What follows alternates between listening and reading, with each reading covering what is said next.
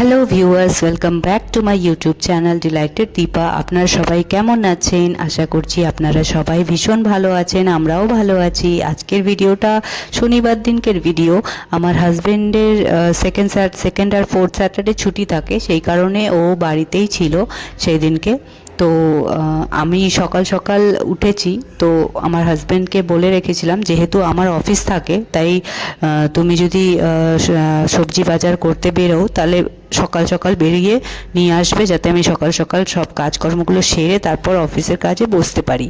তো এই কথাটা আমি ওকে আগের দিনই বলে রেখেছিলাম। তো সেই কারণে ও কি করেছে, সকাল সকালই উঠে বাজার গিয়ে সব জিনিস, সবজি বাজার, মাছ বাজার, যা যা কেনার ছিল সেগুলো সব সকাল সকাল নিয়ে এসেছে। তো আমি ওই কারণেই সকাল সকাল স্নান করে পুজো দিয়ে তারপর এই মাছটা ধুতে চলে এসেছি। তো আজকে বিশেষ কারণে জানি না কেন আমার মাংস খেতে ইচ্ছে করছিল, চিকেন। তো ওই কারণে আমি বলেছিলাম আমার জন্য চিকেন আনতে, কারণ আমার হাজব্যান্ড চিকেন খায় না, তো সেই কারণে আমি একাই খাই এটা। তো ওই কারণে আমার জন্য নিয়ে এসেছে।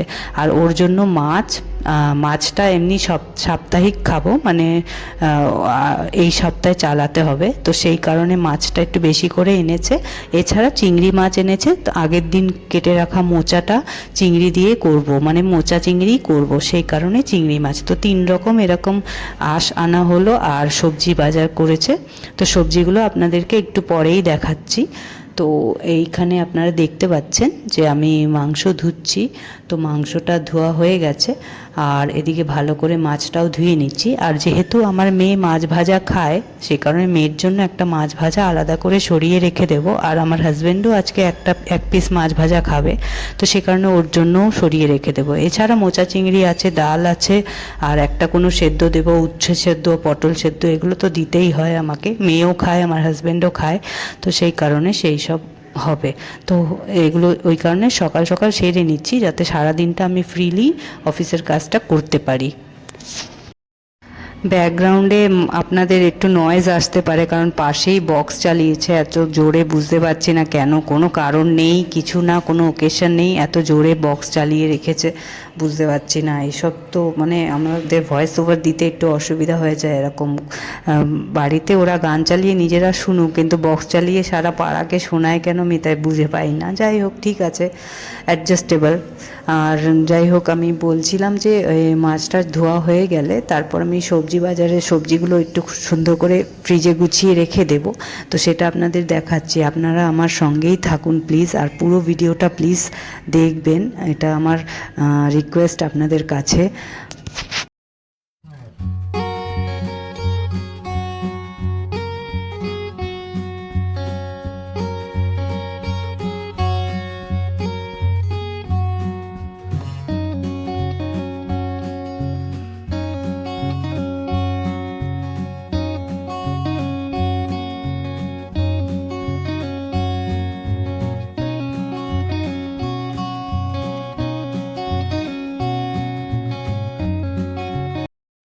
এখানে আমার হাজব্যান্ডকে বলছি, শসাগুলো যে এনেছো, শসাগুলোর কোনগুলো হলুদ হয়ে গেছে, তো এরকম শসাগুলো একটু অ্যাভয়েড করবে আনার, কারণ এগুলো অলরেডি মনে হচ্ছে হলুদ হয়ে গেছে, মানে পুরনো শসা, নতুন টাটকা নয়।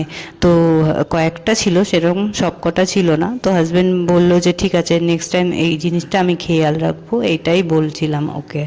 তো এখানে আমাদের মোচার রান্না রেডি হয়ে গেছে। তো মোচাটাকে আমি ভালো করে নুন হলুদ দিয়ে ভালো করে সেদ্ধ করে নিচ্ছি, যদিও সেই জলটা ফেলে দেব, জলটা ইউজ করব না।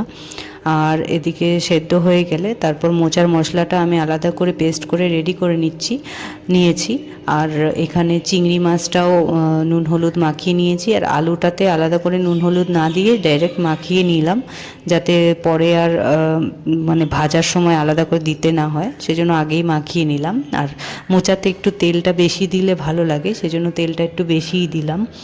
আর তো চিংড়িগুলোকে প্রথমে ফ্রাই করে নিচ্ছি, ফ্রাই করে চিংড়িগুলোকে তুলে বের করে রাখবো, তারপর ওর মধ্যে আবার আলুটাকে ফ্রাই করব।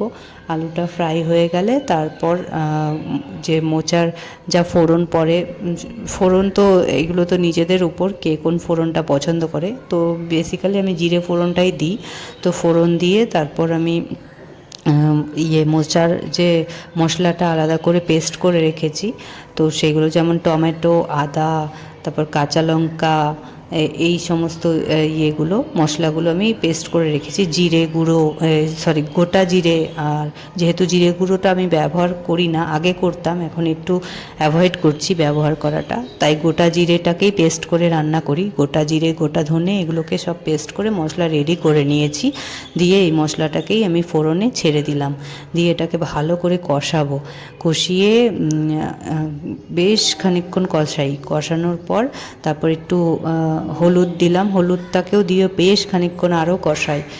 এদিকে নুন, চিনি, সামান্য পরিমাণে চিনি দিয়ে তারপর ভালো করে কষিয়ে টষিয়ে তারপর আবার আলুটাকে ছেড়ে দিয়ে আবার আলুটাকেও ভালো করে ওর সাথেই কষিয়ে নেব। দিয়ে তারপরে ওর মধ্যে চিংড়িটাও ছেড়ে দিয়ে মোচাটাও ছেড়ে দিয়ে মোচাটাকেও ভালো করে কষাতে থাকবো। তো এইভাবেই আমি মোচা রান্না করি।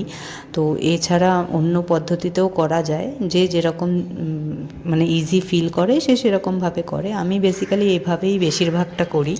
অনেকটা মনে হয় বাঁধাকপির মতো, মানে রেসিপিটা অনেকটা ওরকম আমার মনে হয়, জানি না আপনাদের কি মনে হয়। তো মোচাটাকে ছেড়ে দিলাম, মোচাটাকে ভালো করে ধুয়ে নিয়েছিলাম, অবশ্যই এটা বলা হয়নি আপনাদের। ধুয়ে সেদ্ধ করে আবার একবার জল ধোয়া করে তারপর এর মধ্যে দিলাম। তো দিয়ে সুন্দর করে কষিয়ে নিচ্ছি। কষিয়ে নেওয়ার পর এর মধ্যে একটু ঘি দেব, একটু গরম মশলা দেব, আর এই ঢাকা দিয়ে খুলে নেড়ে চেড়ে আবার ঢাকা দিয়ে এইভাবেই আমি কষাচ্ছিলাম। তো এর মধ্যে একটু গরম মশলা দেবো, শাহি গরম মশলা, যেটা আমার ভালো লাগে। এই গরম মশলাটা আমি ভীষণ লাইক করি। আর এটা একদম মানে ভেজ, এর মধ্যে কোনো পেঁয়াজ রসুনের কোনো ইয়ে নেই, মানে কি বলে ওই অনেক মশলাতে থাকে না পেঁয়াজ রসুনের গুঁড়ো দেয়, আমি এটার মধ্যে সেটা নেই, এটা একদম পিওরলি ভেজ, ওই কারণে এটা ইউজ করি। আর এটা আমার খুবই ভালো লাগে স্মেলটাও। তো এটা গেল, তারপর ঘি দিলাম, দিয়ে ভালো করে আবার কষিয়ে নিচ্ছি। দিয়ে তারপর শেষে মোচাটা যখন হয়ে আসবে ভালো, তারপর নামিয়ে দেব। তো আজকে টমেটো দিয়ে ডাল করেছি, তো সেটাও আপনাদের দেখিয়ে দিলাম। খুব সুন্দর হয়েছিল খেতে, মোচাটাও আর ডালটাও। তো রান্নার পর কিছু বাসন বেরোয়, তো সেই বাসনগুলো আমি এখনই মেজে নিচ্ছি, পরে আবার অনেক বেশি জমে যাবে, যে কারণে আগে থাকতেই মাজতে থাকলে কি হয় বেশি জমে না, যে কারণে কষ্টটা কম হয়। তো এগুলো আমি ধুয়ে রেখে দিচ্ছি, তারপর দুপুরবেলা যখন খাবো তখন খেতে বসলে খাওয়ার পর যে বাসনগুলো বেরোবে সেগুলো দুপুরবেলায় ব্রেক টাইমেই আমি ধুয়ে রেখে দেব। তো এখন রান্না যেহেতু হয়ে গেছে, আমার ভাত, ডাল, সবজি কিছু সেদ্ধ দিয়েছিলাম, মোচা চিংড়ি করলাম, তারপর ডাল করলাম, এই জিনিসগুলো মানে আমি রেডি করে তারপর রেখে দিয়েছি, যেহেতু অফিস আছে আর বেশি কিছু করতে পারবো না। আর সাথে তো শশা আছে, স্যালাড থাকেই আমার রান্না খাবারের সাথে, তো সেটাও হবে। আর এদিকে আমি সিঙ্কটাকেও, কিচেন সিঙ্কটা যেহেতু একটুখানি দুদিন অন্তর অন্তর মেজে দিই ভালো করে, তো আজকে দেখলাম সময় আছে যখন করে নিই, তো করে নিয়ে রান্নাঘরটাকে টিপটপ করে গুছিয়ে রেখে দিলাম। আর যেহেতু খাবারটা গরম গরম ছিল তাই মেয়েকে সঙ্গে সঙ্গে আমি খেতে দিয়ে দিচ্ছি সকালবেলাই, ও দুপুরবেলার ওয়েট করিনি। দুপুরবেলা না হয় আবার এটাই রিপিট করে খাওয়ানো হবে, বাট সকালবেলা আমি একবার ওকে ভাতই খাওয়াই। এটা আপনাদের বলেছি কি না জানি না, মেয়েকে আমি সকাল সকাল ফার্স্ট যে ভাতটা নাবে রান্নার থেকে, সেই ভাতটাই প্রথমে আমি খাওয়াই, মানে ওই ভাতটাই ওকে দিই। মানে সকালে ওর ব্রেকফাস্টে ভাতই থাকে, অন্য কিছু থাকে না। যেহেতু ডক্টর বলেছেন যে 3 বেলাও যদি বাচ্চাকে ভাত খাওয়ানো যায় সেটা কোনো হার্মফুল নয়, বরং সেটা ফ্রুটফুল, মানে সেটা খুবই ভালো। বাচ্চাকে ভাত খাওয়ানোটাই খুব ভালো, এটা আমি শুনেছি। তো সকালবেলার ব্রেকফাস্ট আর লাঞ্চে ওর 2 বেলা ভাত খায়, তো এটা আমার ডেইলির রুটিন। এরপর 11টা নাগাদ এরকম নাগাদ ও কী করে, ওই মুড়ি দিলাম বা চিড়ে দিলাম বা অন্য কিছু দিলাম বা নেস্টাম রাইস দিলাম, এই টাইপের খাবার দিই, বা সেরেল্যাক দিলাম। তো এটা ভ্যারি করে, কিন্তু সকাল আর দুপুরেরটা একদম ফিক্স থাকে। তো বিকেলে টি ব্রেকের সময় আমি জামা কাপড়গুলো ছাদ থেকে নিয়ে আসি আর একটু চা খেয়ে নিই, তো সেটাই দেখালাম। তো কথা বলতে বলতে কত দূর চলে এলাম মনে হচ্ছে। ছাদে দেখলাম ওই নয়নতারা গাছগুলো খুব গরমে কষ্ট পাচ্ছিল, তো সেই কারণেই নয়নতারা গাছগুলো আর একটা তুলসী গাছের টব আমি এই বারান্দায় রেখে দিলাম, যাতে এই ব্যালকনিতে রেখে দিলে এখানে একটু ছাওয়াও পড়ে, রোদও পড়ে, তো সেটাই ওদের জন্য ভালো হবে, বেশি কষ্ট হবে না, এই কারণেই এটা আপনাদের দেখালাম। তো হয়ে গেল লাঞ্চ ফাঞ্চ আমাদের অলরেডি হয়ে গেছিলো, যেহেতু অফিস ছিল আমি বেশি একটা ভ্লগ শ্যুট করতে পারিনি। তো আমি একেবারে অফিসের পর যখন সন্ধে হয়ে আসে তখন আমি একেবারে সন্ধে দেওয়ার সময় ফ্রেশ হয়ে ফ্রেশ নাইটি পরে তারপর আমি সন্ধেটা দিচ্ছি। তো ওই কারণে একেবারে সারাদিনের ভ্লগটা অতটা শ্যুট না করে একেবারে সন্ধেবেলায় ভ্লগটা শ্যুট করছি। তো যেহেতু আজকে স্যাটারডে তাই আমি একটু কর্পূরের বাতির তাপটা সারা দিকে দেখিয়ে দিচ্ছি, সারা ঘরে, আর মেয়েকেও দেখিয়ে দিই। তো এইভাবেই শনিবারটা কাটে। তারপরে যেহেতু বাড়িতে আমার হাজব্যান্ড আছে আজকে, সেই কারণে ও বলেছিল যে ইভিনিং স্ন্যাক্সে ঘুগনি করো, আর এটা ছোলার ঘুগনি, মটরের নয়। তো ছোলা ভেজানো ছিল, সকাল ভিজিয়ে রেখেছিলাম, সেটা আপনাদের দেখানো হয়নি, তো সেটাই বানিয়ে নিলাম চটপট, আর বানিয়ে তারপর চিড়ে দিয়ে খেলাম আমরা।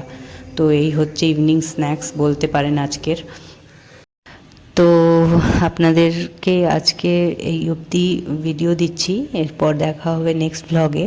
আপনারা সবাই ভালো থাকবেন, সুস্থ থাকবেন, খুব ভালো থাকবেন, আর আমার চ্যানেলটাকে যারা সাবস্ক্রাইব করেননি প্লিজ সাবস্ক্রাইব করে নিন। Thanks for watching.